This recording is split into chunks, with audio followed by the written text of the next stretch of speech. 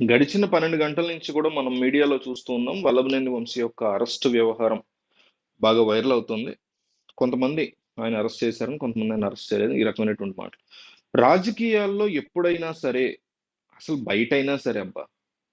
ఒకటి మనందరం గుర్తుపెట్టుకోవాల్సింది. మనలాంటి సామాన్యులమైనా, పెద్ద పెద్ద రాజకీయ నాయకులైనా ఎవరైనా గుర్తుపెట్టుకోవాల్సింది ఈ సోషల్ మీడియా యుగంలో పైగా నోరు దగ్గర పెట్టుకొని ఉండాలి ఎవరమైనా. అది అచ్చెన్నాయుడు కావచ్చు, వల్లభనేని వంశీ కావచ్చు, కొడాలి నాని కావచ్చు, అయ్యన్న పాత్రుడు కావచ్చు. పార్టీలకు సంబంధం లేదు దీనికి. ఏ రాజకీయ నాయకుడైనా ప్రజల తరఫున ఎన్నుకోబడిన లేదా గతంలో ఎన్నుకొని ఇప్పుడు ప్రతిపక్షంలో ఉన్న వాళ్ళు ఎవరైనా సరే, ఏ దేశంలో ఎవరైనా కావచ్చు, చాలా జాగ్రత్తగా మాట్లాడాలి. పర్సనల్ వ్యవహారాల గురించి పిచ్చి వాగుళ్ళు వాగకూడదు.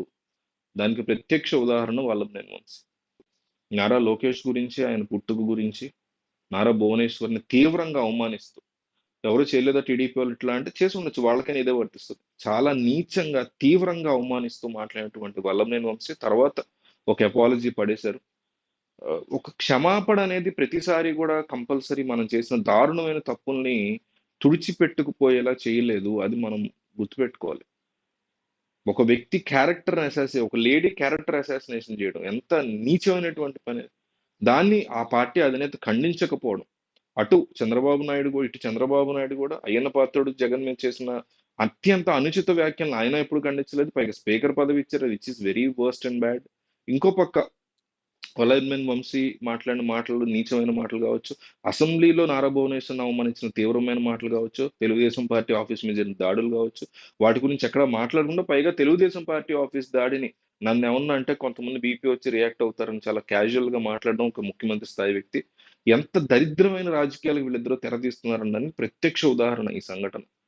సో ఇప్పుడు వల్లభనేని వంశీని చేజింగ్ చేసుకుని హైదరాబాద్ నుంచి గన్నవరం వస్తున్న వంశీని చేజ్ చేసి మరీ పట్టుకున్నారు పోలీసులు అనేటువంటి వార్తా కథనాల నేపథ్యంలో పోలీసులు రీసెంట్ గా బయటపెట్టింది ఏంటంటే ఆయన అనుచరులను అరెస్ట్ చేశాము, ఆయనకు సంబంధించి ట్రేసింగ్ జరుగుతుంది, కొంతమంది ఆయన అమెరికా వెళ్ళిపోయారు పారిపోయారు అంటున్నారు, లేదు కొంతమంది ఇక్కడే ఉన్నారు హైదరాబాద్ లో అంటున్నారు. సో ఆయన్ని ట్రేస్ చేస్తున్నాము, కొన్ని గంటల్లో మీకు ఏ విషయం చెప్తాము చెప్పడంతో పాటు కోర్టులో కూడా ఆయన ప్రొడ్యూస్ చేయబోతున్నాము అని. అయితే మనకు అందుతున్న స్ట్రాంగ్ సమాచారం ఏంటంటే ఇప్పటికే వైసీపీకి సంబంధించి ఒక లాయర్ ఉంటారు, పొన్నవోలు కాకుండా ఒక లాయర్ ఉన్నారు. ఆయన ఇప్పటికే వల్లభనేని వంశీకి సంబంధించి గత నెల రోజుల్లో ఆయన ఎప్పుడైనా అరెస్ట్ చేయొచ్చు అనే ఇన్ఫర్మేషన్ ఉండడంతో ఆయనకి సంబంధించి ఒక యాంటిసిపేటరీ బెయిల్ సిద్ధం చేశారన్న మాటలు వినిపిస్తుంది. ఒకవేళ అరెస్ట్ చేసినా సరే కోర్టులో ప్రొడ్యూస్ చేసినప్పుడు యాంటిసిపేటరీ బెయిల్ ఉంది కాబట్టి బయటకు వచ్చే అవకాశం ఉంది. ఎందుకంటే ఆయన చేసిన వ్యాఖ్యల పట్ల కాదు కదా ఆయన అరెస్ట్ చేసింది, తెలుగుదేశం పార్టీ ఆఫీసు దాడిలో 71వ ముద్దాయిగా ఆయన్ని కన్సిడర్ చేస్తున్నారు పోలీసులు అనేది మనకు అర్థం అవుతుంది. సో 71 అంటే చాలా మంది ఏమనుకుంటారంటే 71 నెంబర్ అనుకుంటారు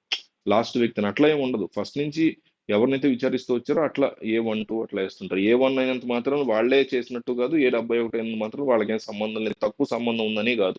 ఫైనల్ గా ఒకళ్ళని కన్ఫర్మ్ చేయడం కోసం అట్లా పెడుతుంటారు నెంబర్స్. సో వల్లభనేని వంశీ ఓటమి తర్వాత ఎదుర్కొంటున్నటువంటి కీలక ఇబ్బందికర పరిస్థితుల్లో ఇది కూడా అత్యంత కీలకంగా మారబోతుంది. ఆయన్ని కోర్టులో ప్రవేశపెట్టబోదు. అయితే ఆయన చేసిన వ్యాఖ్యల వల్ల కాదు, ఇదంతా కూడా తెలుగుదేశం పార్టీ ఆఫీస్ మీద జరిగినటువంటి దాడికి సంబంధించి. కానీ తెలుగుదేశం శ్రేణులు గెలిచిన తర్వాత లీగల్ గా కక్ష సాధించాలి అనుకుని రాసుకున్నటువంటి లిస్టులు ఏదైతుందో ఆ లిస్ట్ లో ఫస్ట్ పేరు వంశీదే ఉంది, కొడాలి నాని కంటే కూడా. ఎందుకంటే కొడాలి నాని కూడా బూతులు మాట్లాడతారు, చాలా తప్పుడు మాటలు మాట్లాడతారు, చంద్రబాబుని ఇష్టం వచ్చిన మాట్లాడతారు, which is very worst and wrong. కానీ వల్లభనేని వంశీ లాగా క్యారెక్టర్ అసాసినేషన్ లో ఇంట్లో ఆడవాళ్ళ జోలికి వెళ్ళటం, పుట్టుకల గురించి మాట్లాడి ఇంత దరిద్రంగా నీచంగా చేయడం అనేది అయితే ఖచ్చితంగా చేయలేదు. నిజంగా ఆ అందువల్ల అంతగా టీడీపీ శ్రేణులు ఆయన పట్ల లీగల్ గా కక్ష సాధించాలని మొండి పట్టుదలతో ఉన్నారు. తెలుగుదేశం పార్టీ ఎవరైతే అరెస్టులు స్టార్ట్ చేయాలనుకుందో వల్లభనేని వంశీ నుంచి స్టార్ట్ చేస్తారు. పెద్దిరెడ్డి కన్నా కూడా, కొడాలి నాని కన్నా కూడా, రోజా కన్నా కూడా ఎంతో పెద్ద లిస్ట్ ఉంది. ఓ 2019లో కూడా జగన్మోహన్ రెడ్డి అధికారంలోకి వచ్చినప్పుడు వాళ్ళు కూడా ఒక లిస్ట్ పెట్టుకున్నారు, దాని ప్రకారం కక్ష సాధించారు.